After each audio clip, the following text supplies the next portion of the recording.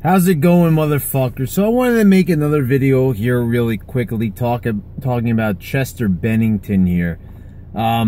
So the media and people online, they're like talking about mental illness and how Chester Bennington is a hero and everything. And I made a previous video that might have ruffled some people's feathers.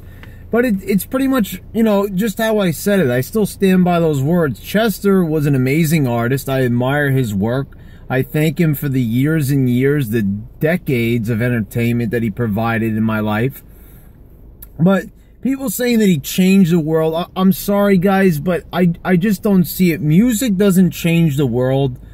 People change the world. You know, the EMTs out there, the military, the police officers, those are people changing lives. Doctors, nurses, you know, if you're in that field, then you're changing lives, then you're making a difference. Chester Bennington didn't save any lives. I know people say music saves lives and everything, but that's always said by the mental defects in life. Let's just be perfectly honest.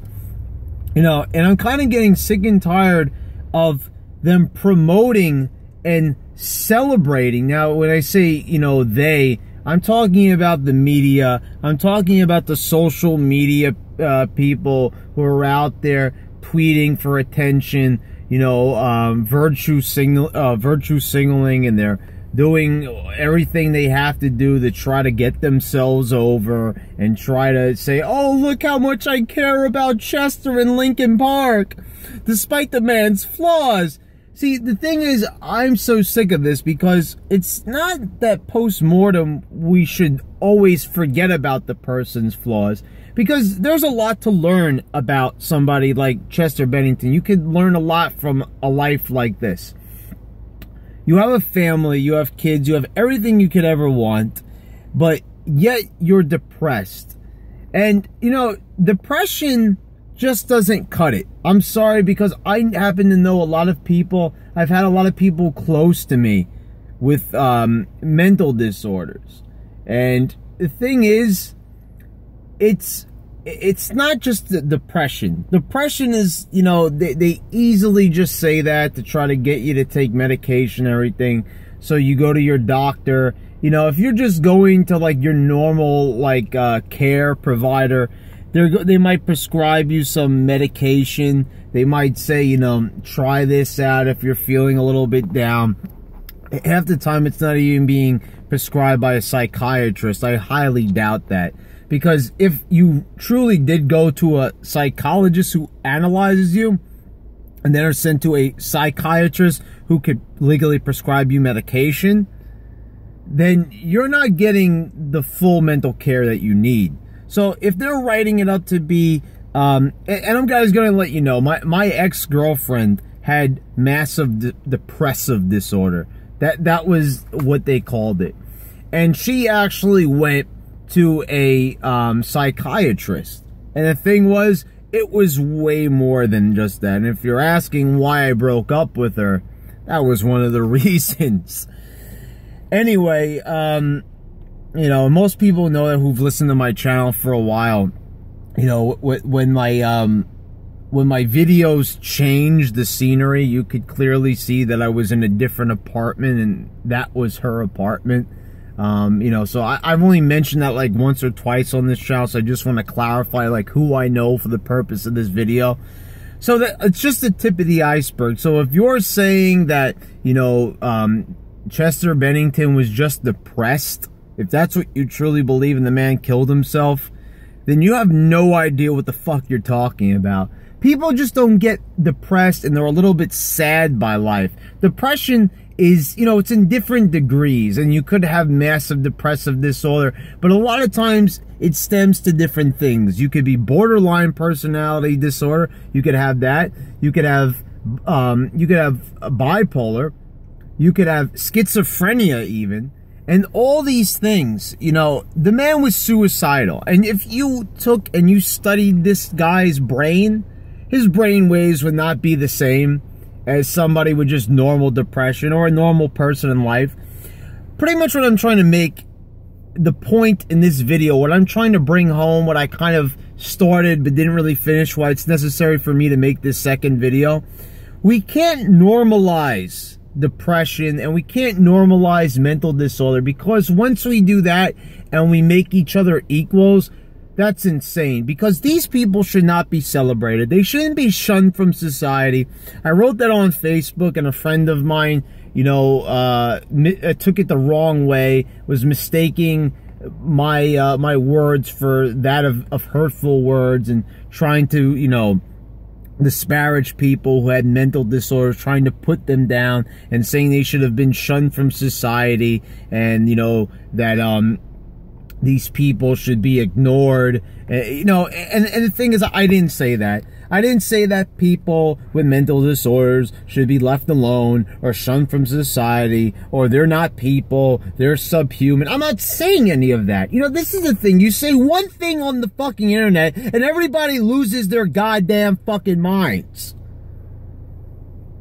I mean, you can't say anything anymore without people taking, you know, this is why people stop themselves from thinking to the best of their abilities. This is why we only use a portion of our brains. We don't delve deep into our mind. We never have deep psychological talks or conversations. This is why we're all caught up on celebrities. Celebrities, once again, so it comes full circle right here, because I'm talking about a celebrity. This is why we're all hung up on, you know, celebrities when they die. You know, the thing is, we didn't even know them and everything. And I know they might have provided entertainment in our lives, but the level that we take it to and the number of posts that we dedicate to them on social media is just absurd. It's overkill. And it's enough, because a lot of these people are not very good role models. They're not what I would perceive to be as great people. I would not analyze them. That I wouldn't classify Chester Bennington as a great man. Now, was he a great family man? I don't know. I don't know him personally. Do you know? Everyone's saying, oh, he had a wife and he had kids. Well, was the wife happy with him? Were the kids happy with him? Because if the guy had that serious problems, I'm going to guarantee you it probably wasn't such a smooth life for them. It probably wasn't such a smooth relationship. And God knows if his wife has any problems, or, you know, what happens, you know, like, did he pass anything genetically along to these kids? I mean, because the man killed himself. He hung himself. And, you know, this is a guy that I don't care what anybody says. He was on a lot of drugs, a lot of alcohol, and that doesn't help matters. Right away, oh, he didn't technically die from drugs or alcohol. Oh, really?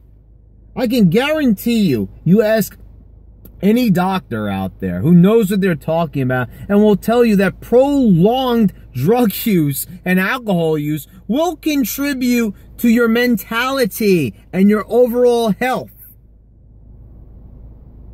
So, you know, okay, your gut is, you know, you have your liver down here and everything. Your gut health has a lot to do with your brain health. Everything is connected in your body, and everything is pretty much connected to the mind.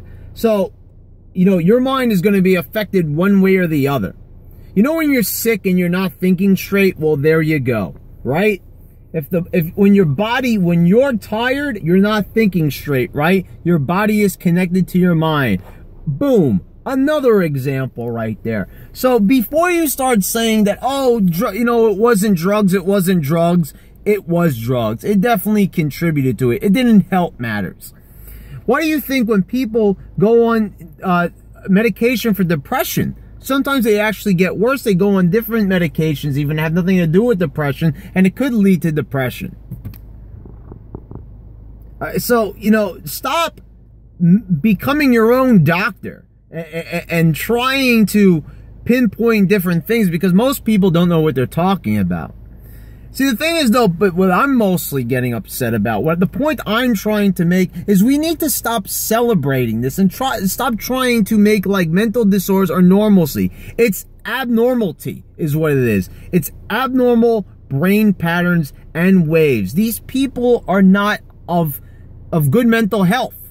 So stop trying to say that these people are heroes. At what point in life did we start in our culture, and not just in this country, but many other countries, we started calling victims, which people are victims of mental disorders. When did we start calling them heroes? There's a difference between heroes and victims, and those are victims. Chester Bennington is a victim of drug abuse, alcohol abuse, and mental disorder. So stop trying to say that he's a hero. A hero of what? Who did he save? Who did he save? Tell me that. Well, a hero? A hero for who? And this is why I've been having arguments on Facebook left and right. How does that make you a hero simply because you have a mental disorder? See, victim and hero are not synonyms. But somewhere down the line, people couldn't handle reality, so they needed the truth to be sugar-coated. Well, in the day and age that we're living in with all this insanity and people just walking around in a fucking fog, we don't need sugarcoating. We don't need any more sugarcoating. We don't need any more snowflaking. We don't need any more political correctness. What we need is a dose of reality. This is all. It's enough already, people. Enough with this. That victims are heroes. What? Come on. This is not what it is. It's not. He is not a hero. You can't say that the man's a hero because he simply is not a hero. He is a victim of his own vices, a victim of course, you know, he probably couldn't help his own mental disorders. You know, that's something that you're born with or that you develop over time, but for whatever reason, but like I said, you can't just write off the drugs and the alcohol and say it's not directly contributed to that because he didn't die of an overdose or he didn't die of alcohol poisoning. Like I said, stop pretending like you know what you're talking about because you want to portray this man in a positive light. You don't know the man. You don't know him personally. If you're one of the few people that probably actually does know him in real life, stop being a fool because you obviously know that this is a guy that was very sick. He had a lot of problems. He hung himself or hanged himself, to be grammatically correct. So it's not a matter of, you know, portraying this man as a hero. People with mental disorders, they shouldn't be shunned from society. They should be helped. They deserve our prayers. They need our help. They need a helping hand. But the more and more you try to normalize them, you're almost insulting them by saying, well, these people don't need any help. They're heroes. They're heroes. Give me a break. Look, guys, if this topic interests anybody and you want to hear more of my philosophy and how I view different things in the world, certain people seem like they enjoy it. Other people are probably going to get pissed off because they can't handle the truth. But anyway, guys, until next time, what I was going to say is let me know if you want to hear more of this stuff. All right, guys, next time. See you next time.